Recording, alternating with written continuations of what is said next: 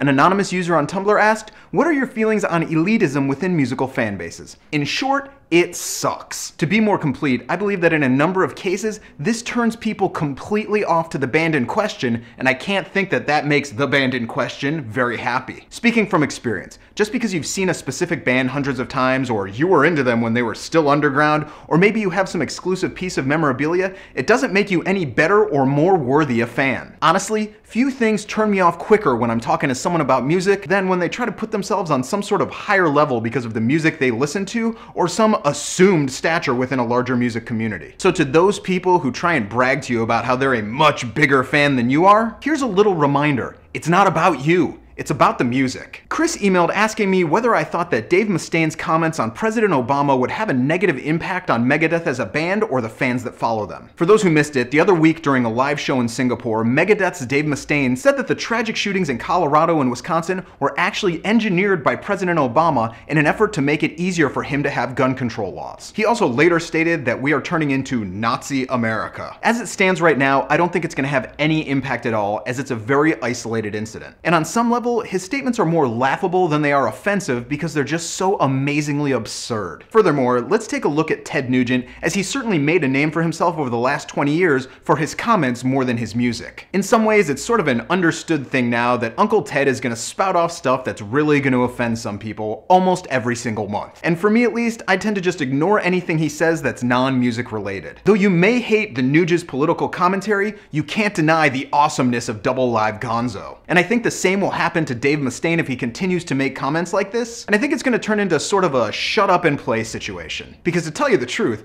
I'm not so sure you can alienate Megadeth fans by making uninformed, wild comments about violence. Finally, The Water Tastes Like Gunfire asked me, what are your thoughts on Tool? It sounded like you had a problem with them in your Bob Marley video. First off, I dig Tool. Nobody on the planet makes music like them, and they put on one of the best live performances I've ever seen. But at the same time, their albums are a bit predictable in my opinion. Or perhaps it's better to say that they've basically been retreading the same ground over their 4 records. The distance between Undertow and 10,000 Days is obvious, but the fact remains that all 3 of the post-Undertow records aren't exactly earth-shattering revelations. I'm not saying they're bad, because there's no question that they make a brand of music that nobody can touch. But with half a decade between their releases, I do expect to hear a bit more musical growth and diversity from album to album. The reality remains though, whenever they put out their 5th album, I will be waiting in line to get it the day it comes out. So those are the questions for this time. If you've got questions for me, you can email them to me at thedailyguru@gmail.com. You can follow me on Twitter, Facebook, and Tumblr right here, and I'll see you guys again tomorrow.